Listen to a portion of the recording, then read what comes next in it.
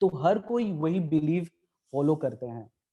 और जब कोई भी समाज जब नेचर को पूजा करते हैं, भगवान का दर्जा देते हैं, तो वैसे समय में जब सरकार या जो भी नेचर को नेचर को तबाह करने का कोशिश करता है या फिर आदिवासियों को जंगल से खदेड़ देने का काम करता है, तो लोग विरोध करते हैं। और ये विरोध हम लोग को देखने को मिलता है नियमगिरी जो डोंगरिया कोंड है, वहाँ पर जो वेदांता कंपनी आई, तो लोगों ने ज़ोरदार विरोध किया।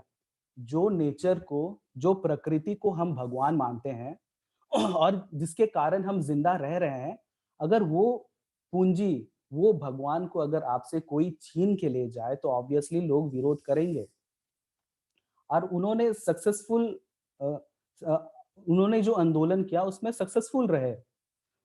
और जब उनको पूछा गया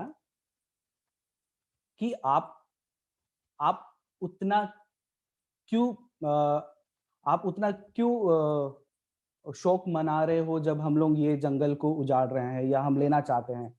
और बोला जाता है कि वहाँ पर इतना they say that the bauxite in Niyamgiri is worth more than $2 billion। और उन्हें नियमगिरी हिल्स में बॉक्साइट से वहाँ के आदिवासियों को कुछ लेना-देना नहीं है। उन्हें लेना-देना है वो जंगल पे जो पेड़-पौधे हैं, जो वेजिटेशन अवेलेबल है, उनसे उनको मतलब है। तो उन्होंने नकारा, उन्होंने जो लंदन की जो कंपनियाँ हैं वेदांता, उन्हें नहीं नहीं लेने दिया। और उन्होंने कहा कि ये जो पूरा जंगल है, पूरा जो नियमगिरी हिल्स है, उनका भगवान वास करता है। दे कॉल इट नियम राजा। नियम राजा उनको कहते हैं और उन्हें कहा गया कि आपका कोई पवित्र स्थल है क्या यहाँ पर? तो डोंगरिया कोंड ने बोला कि ये जो पूरा नियमगिरी हिल्स है, यही हमारा भगवान है। ये पूरा जो पेड़-पौधे हैं, ये जो पूरा जो वेजिटेशन है, ये हमारा भगवान है। और ये बात सबको समझ में आनी चाहिए। और आज के वक़्त में जो आदिवासी है, they are so deeply connected with the nature that they have formed the ability to understand the language of nature। और आपको कुछ उदाहरण आपको देना चाहूँगा। उदाहरण, आप लोगों ने ब्लैक एंट्स देखे हैं ना? ब्लैक एंट्स, हिरला बिंग विक्रम बिरुली। आप भी देखे हैं ना? हम लोग काला चींटी देखते हैं, काला चींटी। The black ants who do not bite, it only tickles. आपके शरीर में चढ़ेंगे लेकिन लाल चींटी जैसे आपको काटते नहीं है, वो आपको सिर्फ टिकल करते हैं। तो हम लोग देखते हैं कि गाँव में अक्सर कि वो कभी-कभी वो बहुत सारे जो एग्स हैं उनके, दे कैरी, और वो पूरा दीवाल में चढ़ते हैं। और उसका जो ये बिहेवियर है वो थोड़ा-सा अजीब लगता है। तो लोग लोग सोचते हैं कि क्या हो रहा है? जो लेकिन आदिवासियों को समझ में आता है what kind of signal the nature is giving to them. वो क्या सिग्नल है जो वो चींटियों के थ्रू दे रहा है? वो होता इसलिए है कि जो वो अंडा जो उठा रहे हैं वो ऐसे जगह पे ऊपर उठते हैं एक सेफ ज़ोन में जाने के लिए, क्योंकि 1-2 दिन के बाद उन्हें पता चल जाता है, उन्हें मालूम चल जाता है चींटियों को कि बहुत ज़ोरदार बारिश होने वाली है। और इसी तरह आप जंगल पे जाओगे तो there are lots of birds. आप उसकी जो घोंसला बनाने की जो नियम है, जैसे बोलते हैं बहुत सारे जो चिड़िया हैं वो घोंसला बनाते हैं। और उनका जो अ, दरवाज़ा जो रहता है घोंसला का, वो मान लीजिए कि वो जिस डायरेक्शन में फेस होता है, वो भी एक तरह का सिग्नल है नेचर का, कि कुछ चिड़िया जो है, मानसून के वक़्त पे वो अपना घोंसला मान लीजिए कि ईस्ट तरफ फेस कर रहे हैं, in the direction of east. तो इसका मतलब ये होता है कि जो मानसून है, वो वेस्ट से आएगा। तो जिधर जिधर से मानसून आ रहा है उसको पीठ दिखाते हैं, क्योंकि वो जो एंट्रेंस है डायरेक्ट अगर जो डोर है उस पे हवा आएगी तो फिर दिक्कत होगा। अगर वो जो उनकी जो डोर है, अगर वो साउथ तरफ फेस कर रही है, तो मान लीजिए कि नॉर्थ तरफ से मानसून आ रही है। तो उसी तरह डव चिड़िया है, जो पुतेम हम लोग बोलते हैं, वो क्या करती है, जो डव चिड़िया जो है, दे नेचुरली वो they make their nest on top of a tree, but sometimes they make their nest on the level of ground. और ऐसे हमारे गाँव पे बहुत सारे लोग अक्सर जंगल जाते हैं, तो जंगल में वो लोग पाते हैं कि जो पुताम चिड़िया है, जो डव चिड़िया है, वो ज़मीन के लेवल पे और ऐसे जगह पे जो जैसे छोटा-सा गुफ़ा है, ऐसे जगह पे वो बनाते हैं अपना घोंसला। तो उसका मतलब ये होता है कि वो ऐसे जगह पे छुप रहे हैं, वो ऐसे डरे हुए हैं डव चिड़िया, क्योंकि उस सीज़न में बहुत ज़ोरदार बारिश आने वाली है और वो छुपने के लिए ही, अपना बचाव के लिए, अपना सिक्योरिटी रीज़न्स के लिए वो उस तरह का घोंसला बनाती है। और हमारा समाज में और एक पेड़ है, जिससे हम लोग समझ सकते हैं, सीख सकते हैं कि वो पेड़ क्या बताना चाह रहा है। उसे हम लोग बोल ओ उसे हम लोग बोलते हैं मूरजांग और मूर पेड़। और वो हमारा जो वेदर फ़ोरकास्ट होता है, हमारा जो मौसम विभाग होता है, उससे भी अ, मैं तो बोलता हूँ कि मौसम विभाग को वो मूरजांग से इंट्रोड्यूस करवाना होगा, क्योंकि हम लोग देखते हैं कि वो जो पेड़ है, उसमें जो फ्रूट है, उसपे जो फल है, उसमें 3 बीज होते हैं। तो अगर वो फुली फ़ॉर्म्ड 3 बीज आपको मिल रहे हैं, तो वो ये दर्शाता है कि इस मानसून में बारिश बहुत अच्छी होगी। अगर वो फ्रूट में 2 बीज है, तो वो ये सिग्निफ़ाई करती है कि इस बार जो बारिश होगी, वो ठीक-ठाक होगी। और अगर उसमें 1 बीज है, तो बारिश बहुत कम होगी। और अगर उसमें कोई भी बीज नहीं है, तो नोट इट डाउन देन कि उस साल पूरा अकाल होगी।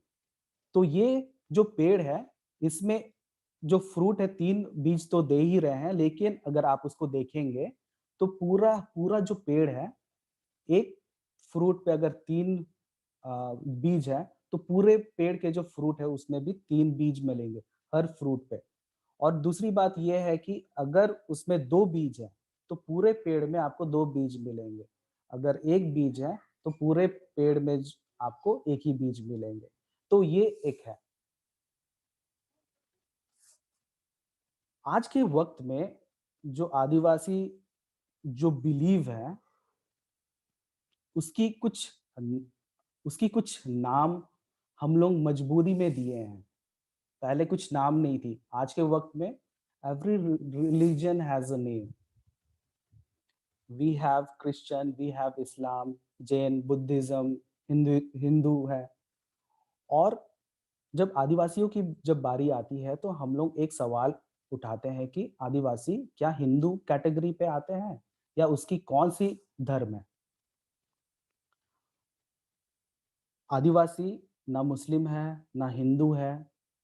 उनकी एक अपनी एक अपनी एक पहचान है, अपनी रिलीजन की एक नाम है, उसे हम लोग सारना बोलते हैं, सारना। और ये सारना कैसे नाम हुआ, एक स्टोरी है इसके पीछे, बहुत ही इंटरेस्टिंग स्टोरी है। हम लोग के आदिवासी समाज में एक कहानी है, जो हम लोग ये जो कहानी है जनरेशन टू जनरेशन बताई जाती है। और मैंने भी ये कहानी अपने पिताजी, अपने जो मेरे दादाजी हैं, उनसे सुना था। मेरे अपने दादाजी तो मेरे पैदा होने से पहले ही गुज़र गए। जो मेरे एक बड़े दादाजी थे, उन्होंने एक ये बताया था। बोला जाता है कि हमारे आदिवासी समाज में एक मारंगुरु करके एक एक व्यक्ति थे, जिसे हम लोग बहुत मानते थे। और बोला जाता है कि मारंगुरु ही एक व्यक्ति है ऐसे व्यक्ति हैं जिन्होंने आदिवासियों को खेती करना सिखाया, उन्होंने ही जितने भी जड़ी-बूटी है, उन्होंने ही बताया और उन्होंने ही अ अ, उन्हें ज्ञान दिया कि कौन-सा फ्रूट खाना चाहिए, कौन-सा फ्रूट पॉइज़नस है।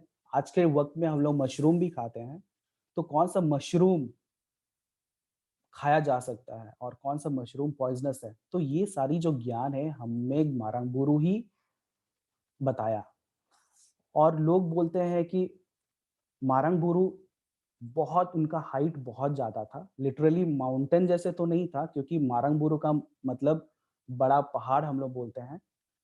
लेकिन वो इसलिए इतने लंबे थे इसलिए उनको मारंगबुरु बोलते हैं और मारंगबुरु आदिवासियों के साथ मिल-जुल के रहा, बहुत अच्छे से रहा और एक वक़्त ऐसे आया कि मारंगबुरु ने आदिवासियों को बोला कि मेरा वक़्त हो गया है और मैं वापस जाऊँगा और उस वक़्त बहुत ही इमोशनल मोमेंट था। आदिवासी लोग जो थे, जितने भी आदिवासी थे, उनकी आँखों में आँसू और उन्होंने बोला मारंगबुरु को कि आप हमें छोड़ के मत जाओ।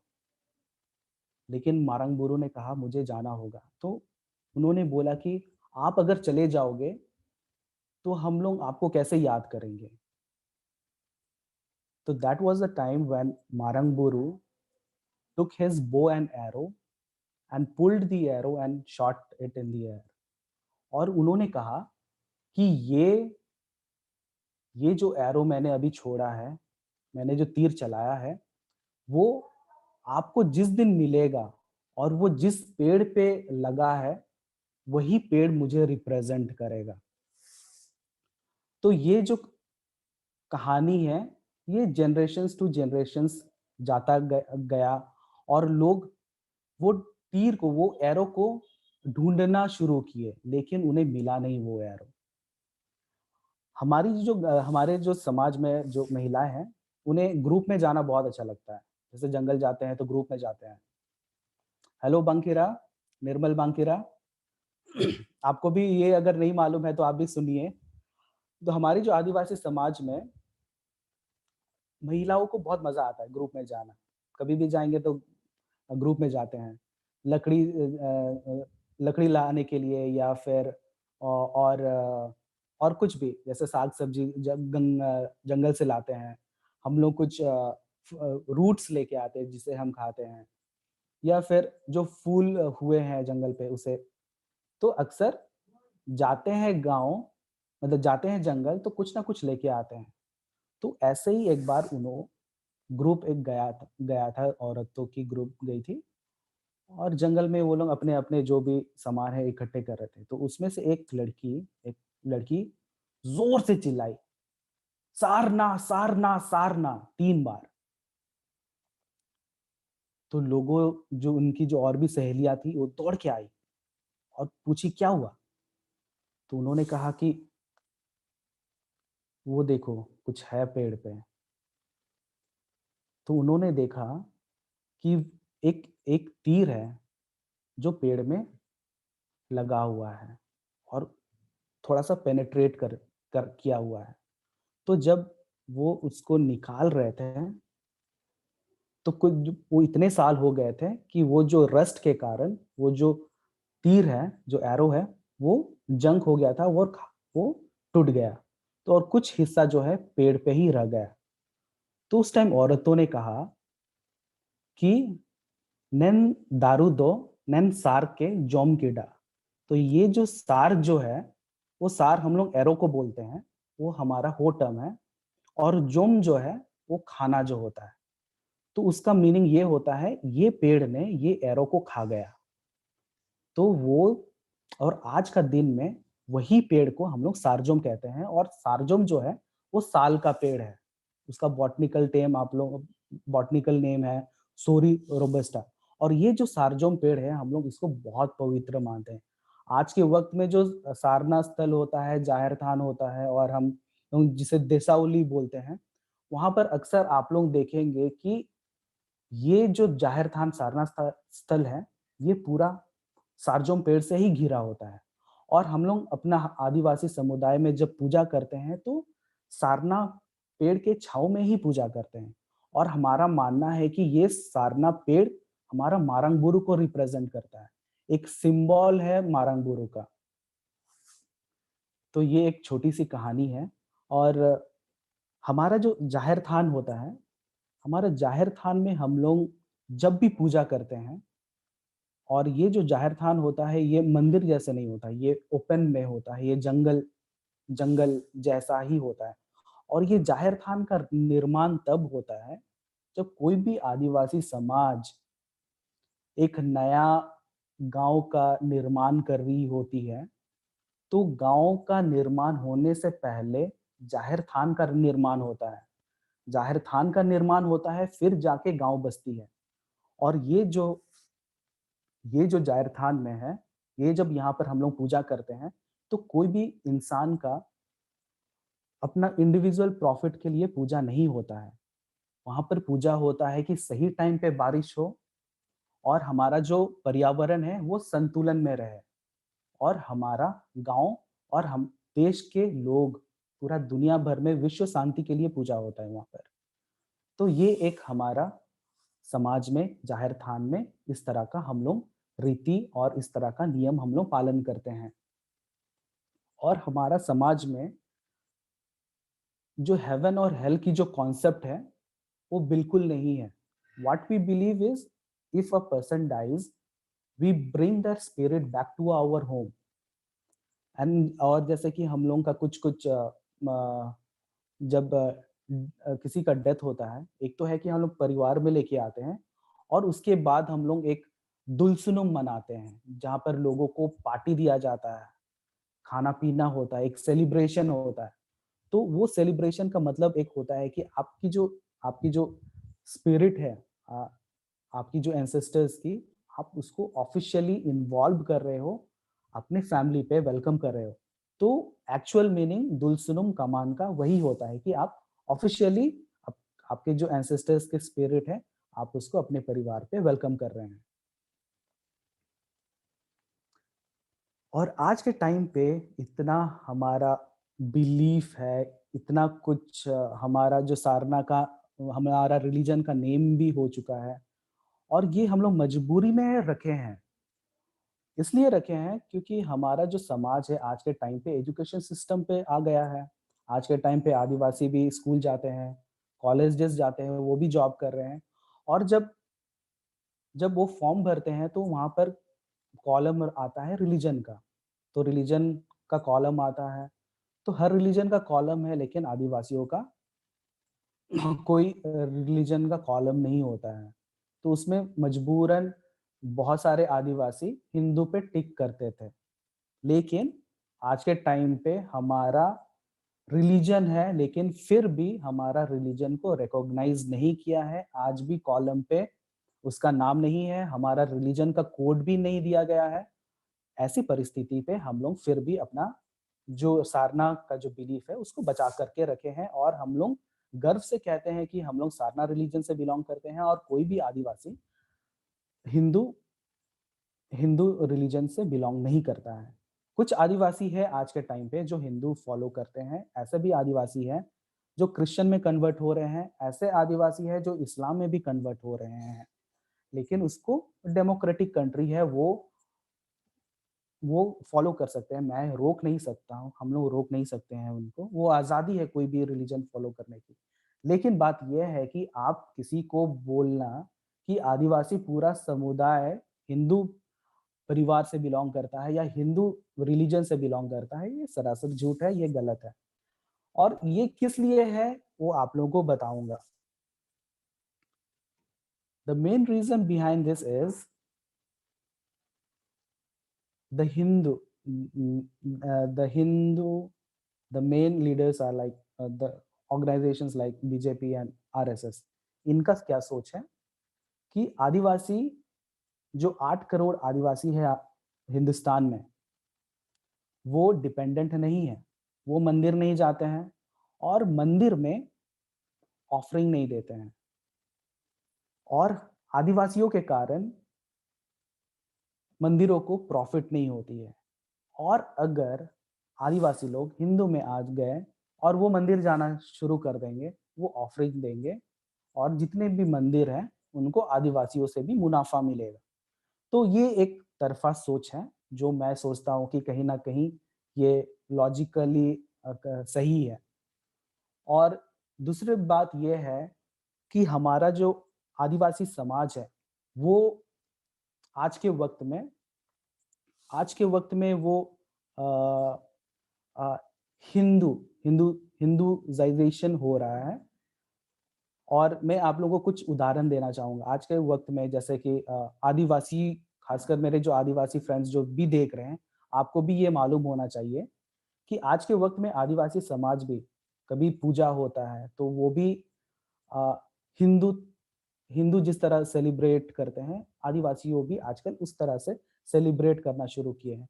आप शादी घर पे जाओगे या कुछ भी फेस्टिवल हो रहा है, तो उसमें बॉक्स बजाया जाता है, बहुत बहुत ज़्यादा वॉल्यूम में बताया जाता है, डेकोरेशन ऐसे होता है, जिस तरह हिंदू हिंदू फेस्टिवल्स में डेकोरेशन होता है।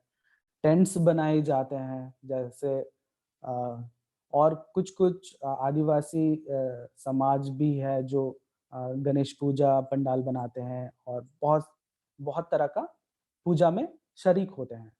और हमारा पूजा करने का जो कॉन्सेप्ट है, जो आइडियोलॉजी है, उसमें थोड़ा-सा फ़ोकस करना चाहूँगा।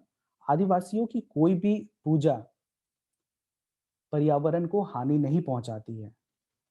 कोई भी पूजा, हम लोग जो पूजा करते हैं, पर्यावरण को किसी तरह से नुकसान नहीं होता है। ना वाटर पॉल्यूशन होती है, ना नॉइज़ पॉल्यूशन होती है, ना एयर पॉल्यूशन होती है। लेकिन अगर हमारे समाज से ही हिंदू हिंदू की तरह हम लोग भी पूजा करना शुरू कर दें या सेलिब्रेट करना शुरू कर दें, तो हमारा आदिवासियत और हिंदू सेलिब्रेशन में क्या फ़र्क रह जाएगी?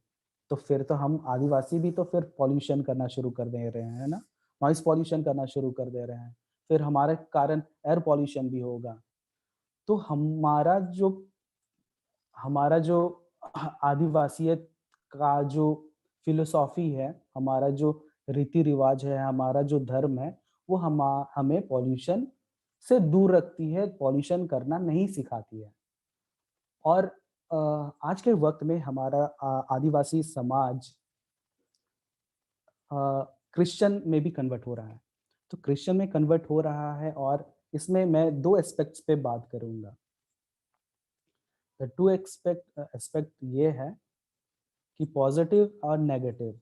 पॉज़िटिव ये है कि आदिवासी ब्रिटिशों के समय पे जब ब्रिटिश आए थे, हिंदू का एक सोच था कि कोई भी हमें ही एजुकेशन मिलना चाहिए और जो दलित समाज के हैं, जो आदिवासी समाज के हैं, उन्हें एजुकेशन नहीं मिलना चाहिए। लेकिन ब्रिटिशों ने राइट टू एजुकेशन लाया और उसके तहत आज के वक़्त पे आदिवासी भी एजुकेशन प्राप्त कर रहे हैं, दलित भी एजुकेशन प्राप्त कर रहे हैं और रांची हमारा जो झारखंड है, झारखंड पे रांची को ही आप देख लो, ये क्रिश्चियन बेल्ट है और यहाँ पर मिशनरीज़ ने बहुत सारे इंस्टीट्यूट बनाए हैं, कॉलेजेस बनाए हैं और वहाँ पर लोग पढ़ रहे हैं और आज के वक़्त में लोग पढ़ कर के बहुत कुछ सीख पाए हैं चीज़ों को और ये पॉज़िटिवली बेनिफिट किया है आदिवासियों को। लेकिन दूसरा तरफ जब हम लोग देखते हैं आदिवासी क्रिश्चियन में कन्वर्ट हो रहे हैं तो उनका क्या क्या क्या किस तरह का बेनिफिट उनको मिल रहा है? अभी आप लोग देखिए पूरा वर्ल्ड पॉपुलेशन 2.4 बिलियन पॉपुलेशन है क्रिश्चियंस की। लेकिन अ, अगर कोई भी आदिवासी क्रिश्चियन को कुछ तरह का प्रॉब्लम होता है, तो आपको क्या लगता है कि पूरा जो दुनिया भर के जो आदिवासी हैं, पूरा जो दुनिया भर के जो क्रिश्चियंस हैं, उनके साथ खड़े रहते हैं क्या? एक साथ पूरा यूनिटी के साथ उनको मदद देते हैं क्या? बहुत सारे जो आदिवासी जो क्रिश्चियंस हैं, उन्हें आरएसएस के कुछ एक्टिविस्ट ने उनको क्रिश्चियन से लेकर के उन्हें फिर से हिंदू बनाया गया, हिंदू में कन्वर्ट कर दिया गया। उस वक़्त पूरे देश के, पूरे दुनिया के क्रिश्चियंस कहाँ थे आदिवासियों के लिए। और बहुत सारे क्रिश्चियन मिशनरीज़ को, जो आदिवासी है खासकर, उन्हें मुंडन किया जाता है, उसे मारा जाता है। उस वक़्त पूरे देश के क्रिश्चियंस कहाँ रहते हैं। तो इसमें ये समझ में आता है कि अगर बड़े लोग या बड़े कास्ट, जो अपने आप को बड़े कास्ट मानते हैं, वो अगर क्रिश्चियंस बनते हैं, वो क्रिश्चियंस को अगर कुछ होगा, तो लोग खड़े खड़े होंगे उनके साथ। पूरा क्रिश्चियन कम्युनिटी उनके साथ खड़ा होता है। लेकिन एक आदिवासी क्रिश्चियन को कुछ होता है, तो लोग खड़े नहीं होते। उस टाइम उनका जो क्रिश्चियनिटी वाला यूनिटी कहाँ जाता है। और दूसरा बात है कि ये तो अच्छी बात है कि लोग ये है कन्वर्ट होते हैं। मैं अभी क्रिटिसिज्म में नहीं उतरूँगा। लेकिन एक पॉइंट ये बताना चाहता हूँ कि आप, खासकर जो क्रिश्चियन हैं, उन्हें ये बोलना चाह रहा हूँ कि आप कन्वर्ट होते हैं, तो आपको ये समझ में आना आना चाहिए कि जो आपकी जो आइडेंटिटी है, इतनी हज़ारों साल की, वो आप चुटकी भर में ख़त्म कर दे रहे हैं। आप इज़िली उसको छोड़ दे रहे हैं।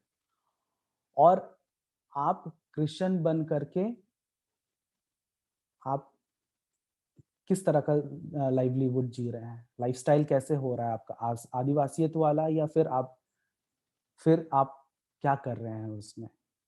एक तरफ आप एजुकेशन ला रहे हैं, लेकिन एक जो लाइफ़स्टाइल है, जो आदिवासियत है आदिवासियों की, वो आप खो दे रहे हैं। आप फिर उसी ग्रुप में आप जा रहे हैं, जिस दिशा में पूरा दुनिया जा रहा है, जो रॉन्ग डायरेक्शन पे। और इसमें आपको आदिवासियत की जो फ़िलॉसफ़ी है, उसमें आपको एक चीज़ बोलना चाह रहा हूँ। आज के वक़्त में पूरे दुनिया भर के आदमी लोगों ने ये समझ लिया है कि आज के वक़्त में जो पर्यावरण है, बहुत ही क्रिटिकल कंडीशन में है, और ये क्लाइमेट इमरजेंसी आ चुकी है। और इस वक़्त लोगों को समझ में आ गया है कि जो आदिवासी समाज है, वो जिस तरह की लाइफ़स्टाइल है उनकी, जिस तरह की जो लिविंग स्टैंडर्ड है, जो सस्टेनेबिलिटी के साथ जो वो जीते हैं, वो उतना ही कंज़्यूम करते हैं, जितना उनको ज़रूरत होता है, हद से ज़्यादा नहीं। हेलो राहुल, राहुल ने जॉइन किया है अभी।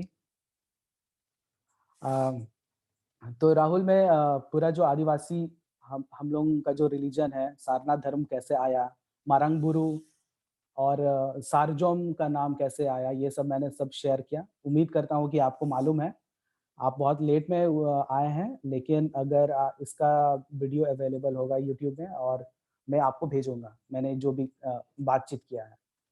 तो अभी के टाइम पे मैं ये बोल रहा हूँ राहुल, कि अभी के टाइम पे जो पूरा दुनिया है क्लाइमेट इमरजेंसी से जूझ रही है, और यही कारण है कि फ्राइडेज फॉर फ्यूचर जैसे इनिशिएटिव शुरू हुआ।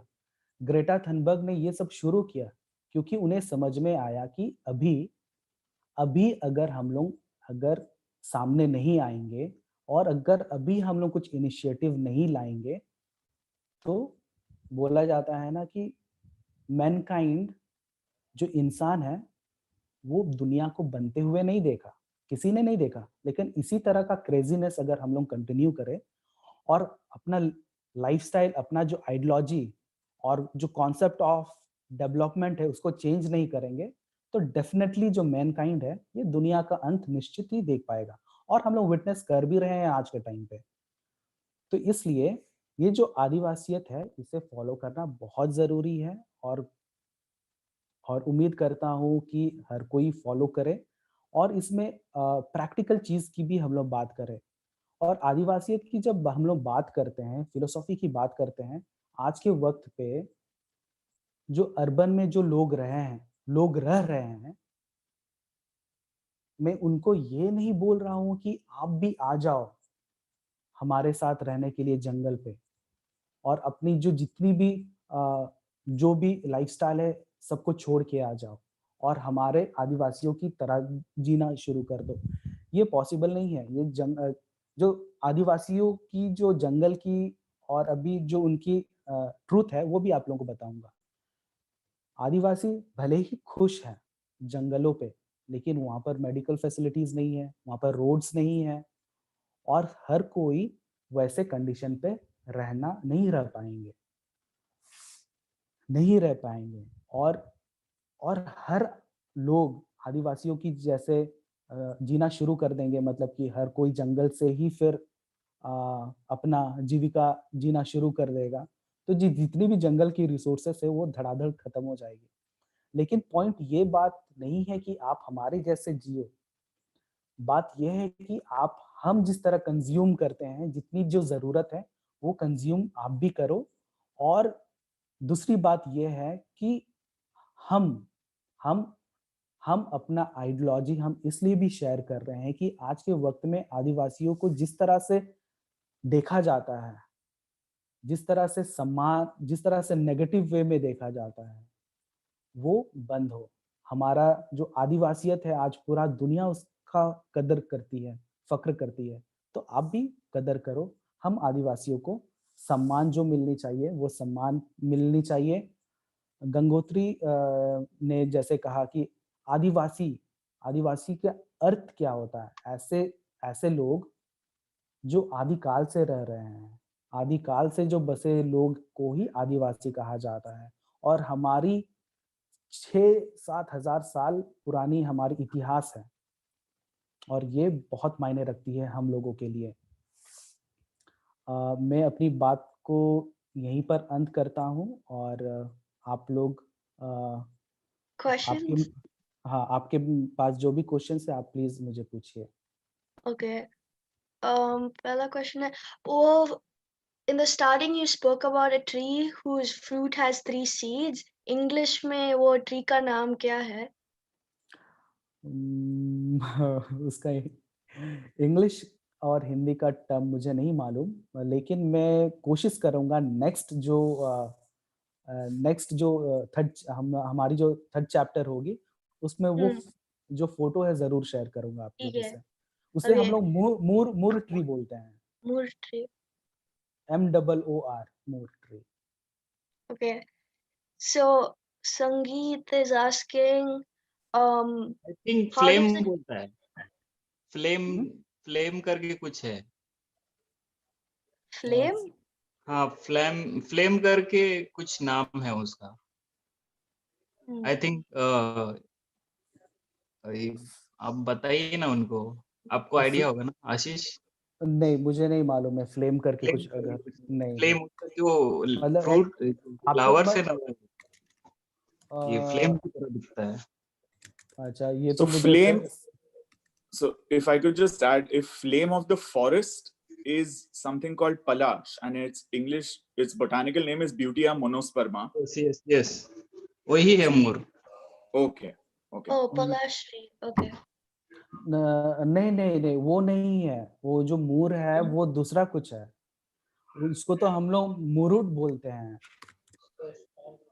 वो नहीं, उसका उसका नहीं कह रहा हूँ, और दूसरा कुछ है।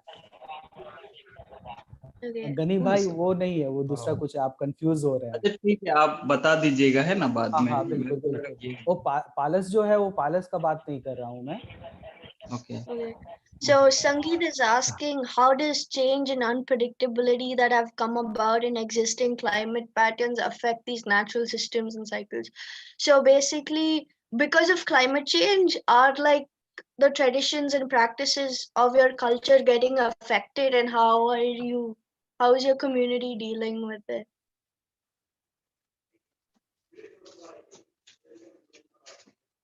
Hello, can you ask me once again? Yeah, okay. Um, how does change and unpredictability that have come about in existing climate patterns affect these natural systems and their cycles? It is really affecting us because all the Adivasis, we belong from farmer families, and we all are dependent on monsoon. And this climate change has very negatively affected, because if the monsoon is not coming on the right time when it is needed, and because of that we are facing lots of problems. And this is a major problem that all the farmers, like almost everybody, 90% of Adivasis are facing from this kind of problem. So, what's the next? Sagar Soni from Punjab is clarifying if like Hindu laws like the Hindu Marriage Act and HAMA are applicable to some tribes when notified. I didn't get you. Ankush bhai, can you make it easier for me to understand? आशीष भाई ये पूछ रहे हैं कि Hindu marriage act जो है, जो हिंदुओं को लागू होता है, तो वो उस एक्ट के अंदर आदिवासी भी आते हैं. जैसे मुस्लिम मैरिज एक्ट है वो मुस्लिम्स को लागू होता है, बट आदिवासियों को जो है वो हिंदू मैरिज एक्ट लागू होता है. तो क्योंकि आपने बात कही कि हिंदू नहीं है आदिवासी, लेकिन जो हिंदू लॉज है वो सारे अप्लाई होते हैं हिंदुओं को, इसके बारे में वो पूछ रहे हैं. Wait, actually not to the every tribe, but few when notified, only to the notified tribes. It's so not applicable to all the tribes. I think Soriji, notified tribes and scheduled tribes, are you using it interchangeably, or are you meaning only notified tribes over here? Scheduled, yeah, scheduled. Sorry?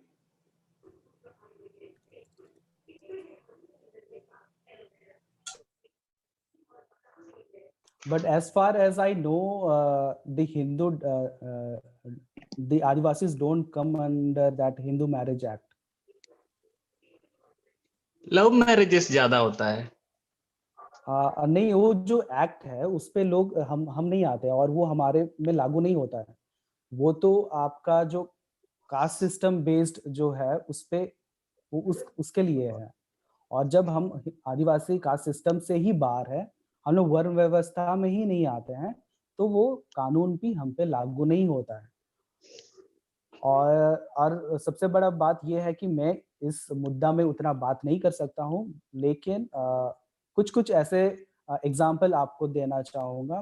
मुझे act का नाम भी नहीं मालूम अच्छा से, लेकिन कुछ ऐसे भी किस्से आए हैं, जैसे कि कुछ आदिवासियों ने शादी किया था. एक आदिवासी ने शादी किया और उसकी जो सेकंड मैरिज हुआ था और उसकी जो वाइफ है वो केस की थी. केस होने के बाद में कोर्ट ने ये बोला कि ये कहीं भी आदिवासी की समाज में ये नहीं लिखा हुआ है कि आदिवासी सेकंड शादी नहीं कर सकता है. वो लागू होती है हिंदू पे और ये आदिवासियों पे लागू नहीं होती है, और इसलिए वो जो व्यक्ति थे वो उनके ऊपर कुछ चार्जेस नहीं लगे. तो ये एक एग्जांपल है. So Ananya Kasliwal is asking, does the Sarna religion apply to all Adivasis around India, or is it specific to one region? It's not specific. Right now, all the Adivasis of India are accepting the term, and they have started to follow it. Okay. So Sandeep Aniruddhan is asking, is there any difference between what is called Hinduism and what you are referring to, which is Sarna? What is called Hinduism is anyway a collection of folklore, mythology, and different philosophies, right? The only difference is that the urban practices got mainstreamed and got aggregated under the umbrella of Hinduism by accident of the British. He's just clarifying. Yeah. Ankush bhai, you want to say? Ashish, I was smiling when you were smiling at that question.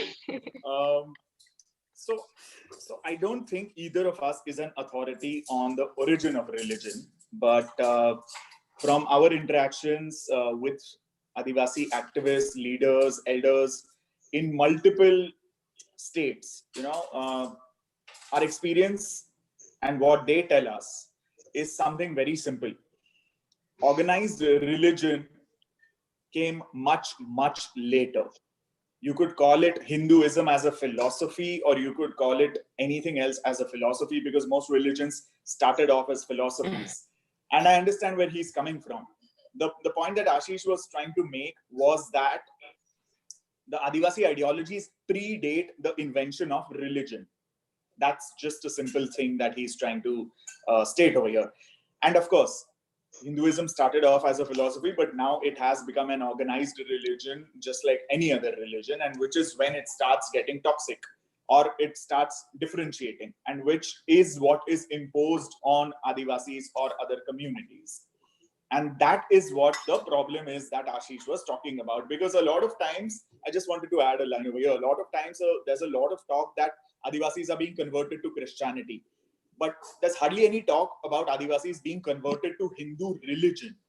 If Hinduism as a philosophy is all accommodating, then the conversion to Hindu religion of Adivasis would actually never take place.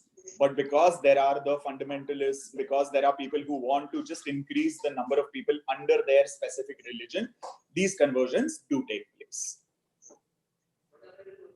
Thank you. Actually, I'd like a clarification.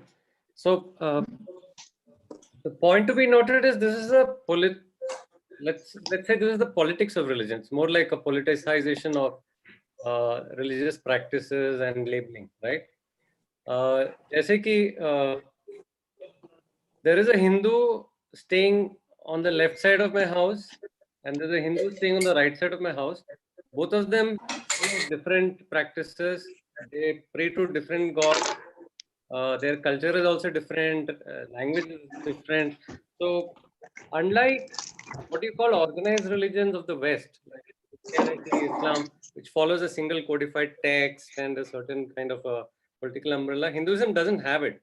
Of course, it's being, you can say RSS or all of them are trying to create that space, but it really doesn't exist still. And as you see, there are a lot of fissures in society because people are trying to be under one umbrella or the other. So now if tribals, I see the freedom in tribal culture is that you don't have, there is no religion. That frees up a person. The moment there is a religion, people get imprisoned in that system. वो system के सब कुछ follow करना है, वो पूरा politics and all that. अभी is the solution, like you said, there are valid threats that tribals face because different organized religions or people who claim organized religion umbrellas are attacking the culture of the tribals. I personally believe the culture of tribals is far superior because it's very liberating and it's very connected with nature. Whereas any organized religion is distanced from nature and reality. It's a cocoon. So my question is, what is the solution? Is creating another religious umbrella, like what you claim Sarna, is that a solution, or will it create another political entity, again trying to fight with the other for space and getting into the same kind of politics? Or, and this is what I personally believe is a solution to this entire nonsense that happens in the name of religion, is to ban all religions. Let's not have Hinduism, let's not have Christianity, let's not have Islam, have a uniform civil code and not have any religion, so people can follow whatever it is they want to. I mean, I'm asking you specifically because you're trying to create another kind of entity and a label. Is that a real solution, or is the solution to get away from all of this? Okay. Ashish, I suggest you answer the first part and then we move on to the other questions, and then the second part you guys can discuss after the webinar. The solution can be like, yeah, ban all the religion. That is the ultimate solution, I think. Yeah. But within Sadhana, we had no choice, and we were forced to create a name for our religion, for a belief in which we had.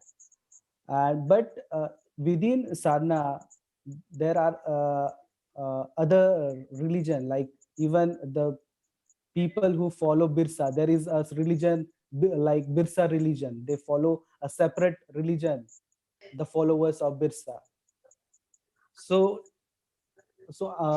And I don't know other, but there are many differences in Sadhana also. in our tribal community. Okay. Neeta Fatima from Bangalore is asking, so in the starting you told us about the creation story like Adam and Eve. So unka naam kya hai? Like in just the spelling of the story that the first two inhabitants. In Ho we call them Lukui Bude and Lukui Budi. Lukui. Bude, Lukui Bude and Lukui Budi, and in Santhali we call them Pilchu Haram and Pilchu Budi. Pilchu, Pilchu. Okay.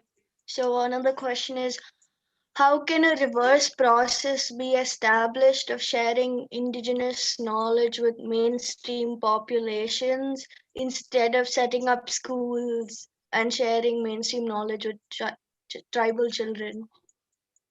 आशीष भाई, ये थोड़ा मैं clarify करना चाहूंगा, ये मेरा question है। क्या होता है कि अभी जो हमारी जो स्कूल की व्यवस्था है, स्कूल सिस्टम, वो तो 10-15 साल के लिए बच्चों को एक जेल में डाल देते हैं, जिसे हम स्कूल कहलाते हैं। उसमें कुछ खास सीखना तो नहीं होता। 20 साल होते ही हम बाहर आते हैं तो हमको कुछ पता ही नहीं रहता है कि जिंदगी क्या है, नेचर क्या है। कुछ कम से कम हम अगर अपने जंगलों में, अपनी कम्युनिटीज में एजुकेशन होता है तो हमको उतना अवेयरनेस तो बढ़ता है। लेकिन हम स्कूल में जब बैठते हैं ना, बाहर आते हैं हमको कुछ पता नहीं रहता। तो this process of schooling is very destructive. In fact the education of a child starts at 21 when he gets out of school or college. That is when our real education really starts. So it's a waste of time.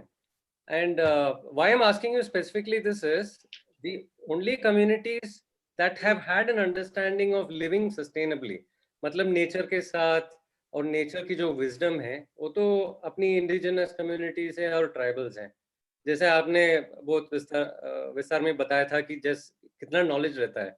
तो ये knowledge system जब बच्चे school चले जाते हैं ना, ये तो पूरा डिस्ट्रॉय हो जाता है। तो 1-2 जनरेशन में ट्राइबल्स को अपनी नॉलेज नहीं रहेगी। दूसरी बात यह है कि स्कूल जाते ही बच्चे अपने ही कल्चर को नीचे देखते हैं।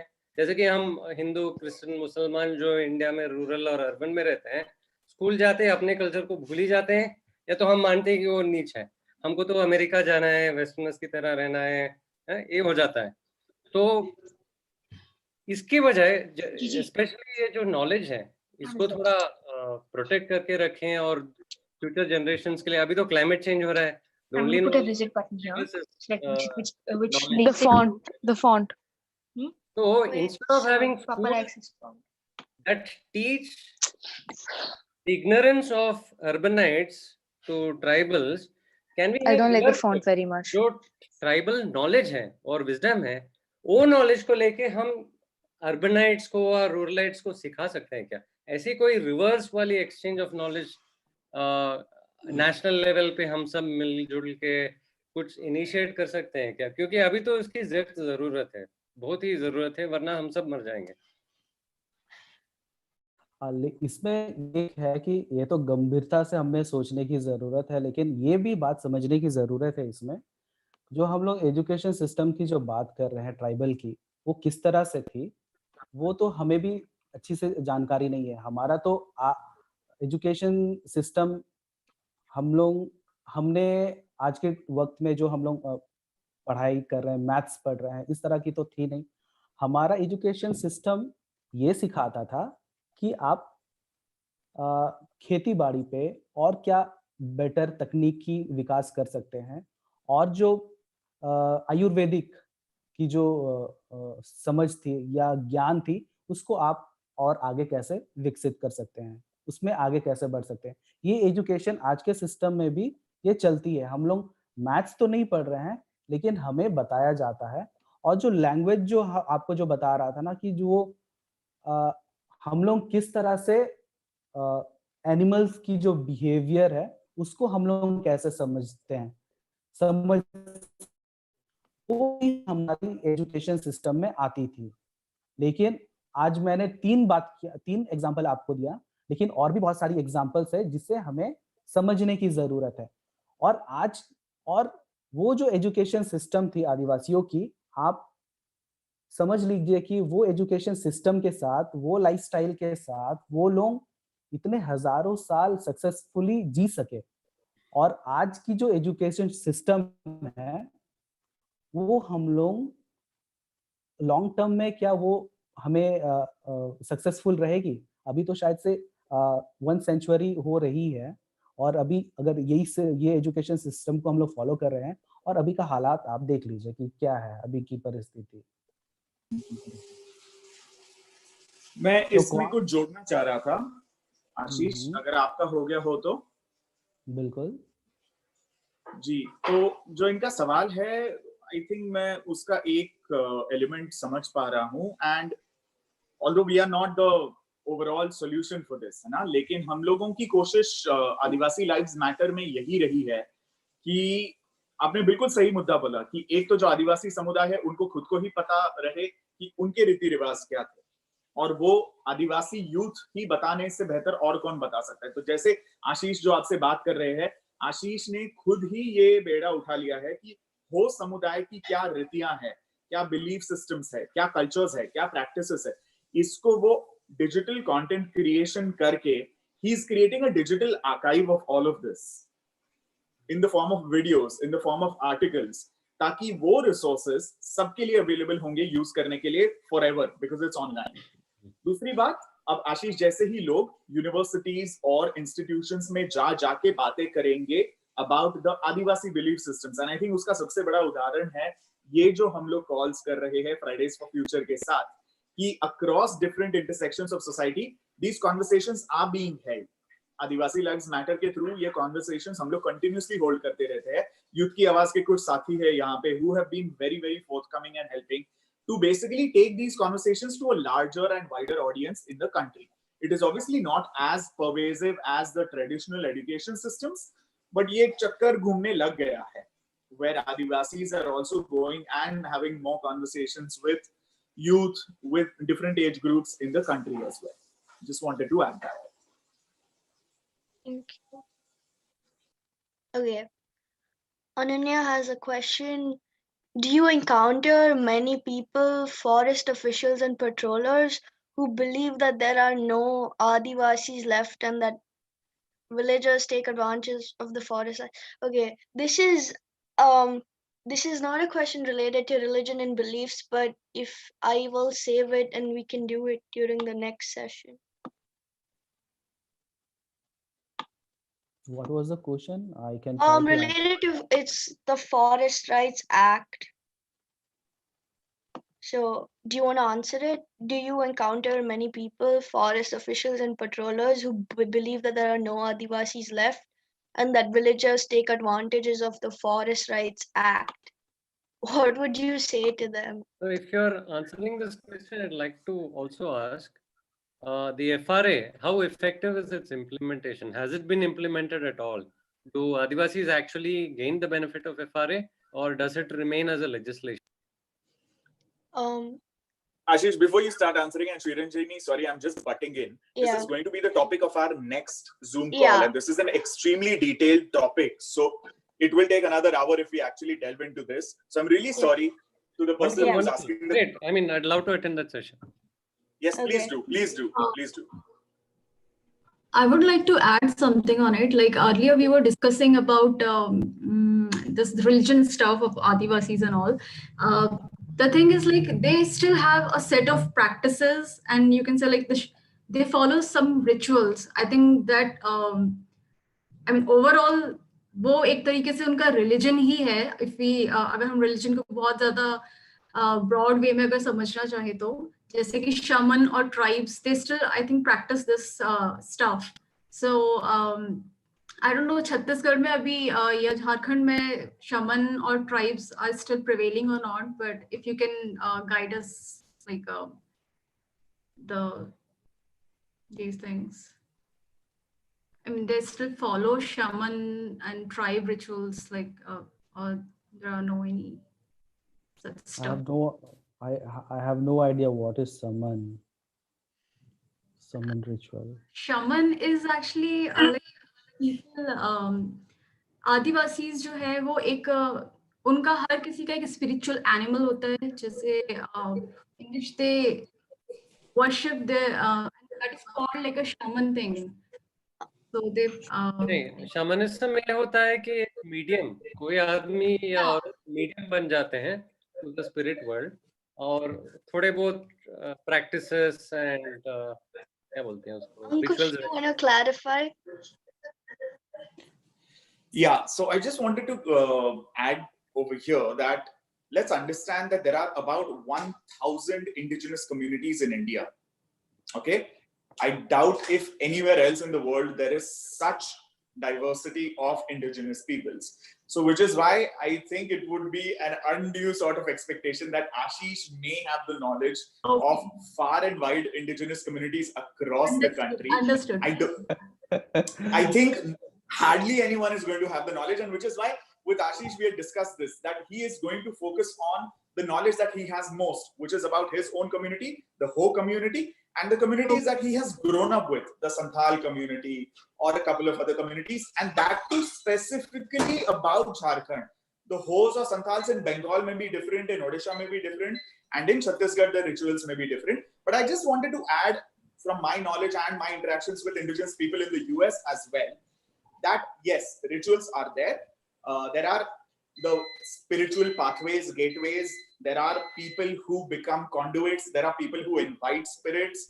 There is a whole lot of spiritual healing along with plant-based healing as well that goes on in a lot of communities. But it's in a constant state of flux because Adivasis are not unified. They're not all just living in villages and forests. There are PhDs, there are doctors, there are engineers, there are people who live abroad as well. And so each of them really are at different stages of the spectrum.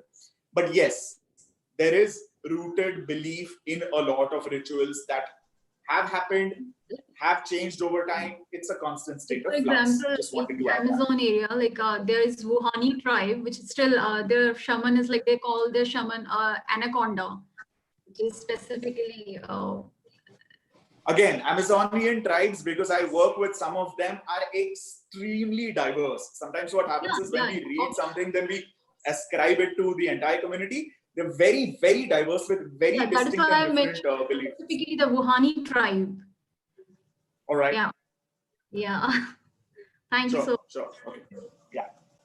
Yeah, Ankush, I'd like a clarification. So basically, whatever Ashish is describing is specific to his geography. Is it like when he says Sarna religion, it's specific there? So there'll be like of the 1,000 indigenous tribes you're talking about, they'll all have their own religion, is it? No. Now the other tribal people also are following this term, Sarna. No, Are you saying it's an all India thing? It's an all India phenomenon? the people have started to follow this. Okay, fine. It is. So the Adivasis and indigenous communities of India obviously meet at national levels. And there is deliberation on something like this at the national level. And again, we don't want to get into this in this chat, maybe in the next one. But the CAA, NRC, NPR has again brought this topic absolutely to the fore. Because now when the NPR is happening and the country is basically being documented on the basis of their religion, then the question of the 11 crore Adivasis of the country has come forth.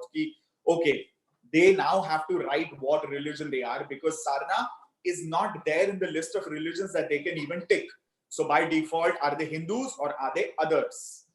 Right? It's a lot of things because that is connected to forest rights, that is connected to the UN Convention on Indigenous Peoples. There's a lot of ramifications that come with something as simple as recognizing what religions do the indigenous community subscribe to. So there's a lot of ramifications that has, but Sarna is definitely, yes, something which has been agreed upon at a national level. I just wanted to point out over here, for example, if you look at indigenous communities in the Northeast, the tribal people like Nagaland or a couple of other states, which are 90-95% Christian states or Catholic states.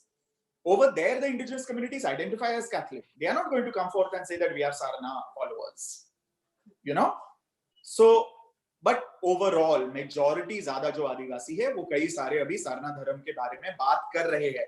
कई लोगों को अभी तक बात करने की जरूरत नहीं पड़ी थी, but now because of CA, NRC, NPR, that conversation is also being had. So that actually, especially when you took up this intellectual, Can we discuss this in the last next 2 minutes. session, because we need to wrap up? Sorry. Okay. Hilla Bing Bikram Baroli is saying some hoes believe on Dupub. What is Dupub? How? That was his Dupub. DUPUB. Only if you want to answer, otherwise we can wrap. Hilla Bing Bikram Baroli. Chikana kaji tei kinaban?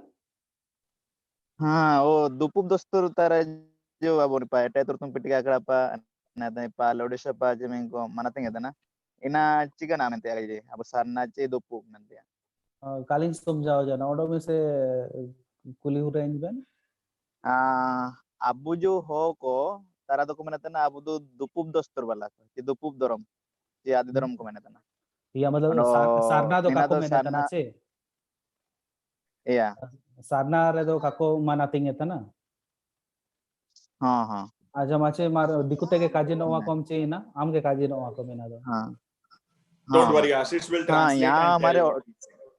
No, okay, I am telling.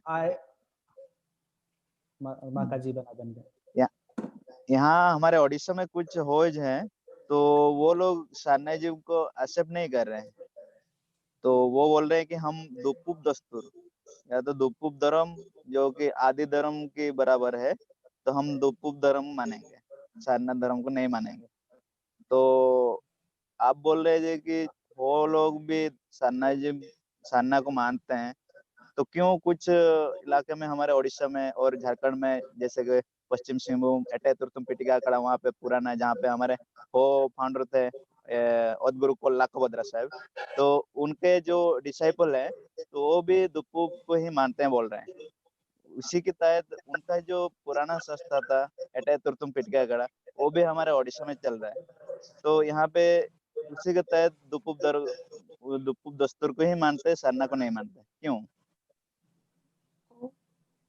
इसका जवाब तो मेरे पास नहीं है बिरुली जी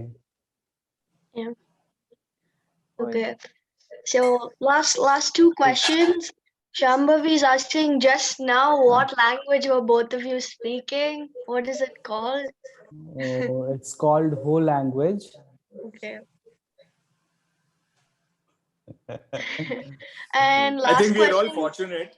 I'm sorry. I think we are all fortunate that we have someone like Ashish and among our audiences who can speak and who do speak their indigenous languages.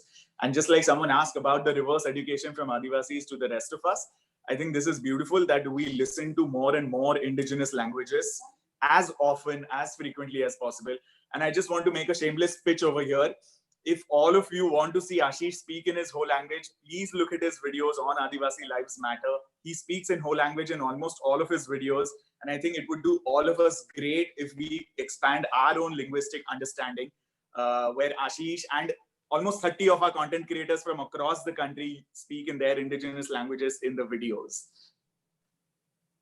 Okay, yes. Last question from Gangotri, and then we will wrap up. Yeah, hello. I have a question. Like what you said, now all the Adivasi tribes in India are adopting the Sarna culture. So earlier they were in a different culture, like what you said. And what I have seen in West Bengal, there are Sidhu Kanhu. Also, you said about Birsha. I think that's in Orissa side. So is there anything like that? Now all the tribes are approaching towards Sarna culture because of the Hindu encroachment? Is something like that they wanted to be united in under one culture instead of that vast diversity? I think we can discuss that question in the next webinar. Okay. Yeah. Yeah. Okay. So thank you, Ashish, so much for today's session. As Fridays for Future, we're organizing more webinars this week. Coming weekend is really cool because we have Ashish speaking. We have someone from the Naga tribe speaking so Ashish is speaking on Friday, someone from a Naga tribe. Tungpak is speaking on Saturday, and then we have someone from the Are tribe, Zoru, speaking on Sunday. So Yes, details will be out on social media, and please check it out. And yeah, thank you so much for joining today's webinar. And I have a question. The previous question was on religion, and this session is on religion. Are you winding it up because of shortage of time? Because the next one is Yes. on. Yes. I mean, like. I'm winding this one Ashish, up. आपके पास अभी वक्त नहीं है question answer करने के लिए? वक्त तो है, लेकिन श्रीरंजनी हमारा Is it because you are in a rush to leave? No, normally our मतलब webinar is like 90 minutes. If Ashish, you want to ask questions, like we can end the webinar and then you can answer questions after if you want to. नहीं, मतलब कि मैं अभी webinar में तो नहीं, अगर आपको पर्सनली और भी जानकारी चाहिए तो हम लोग अलग से बात कर सकते हैं. Yeah. Okay. So yeah. All right. Thank you everyone. Follow and check out Adivasi Lives Matter. Check out Ashish's work and yeah, support Fridays for Future India. Thank you. All right. I'm gonna end the webinar. Okay, Johar. Bye. Thank you. Bye bye. Yeah.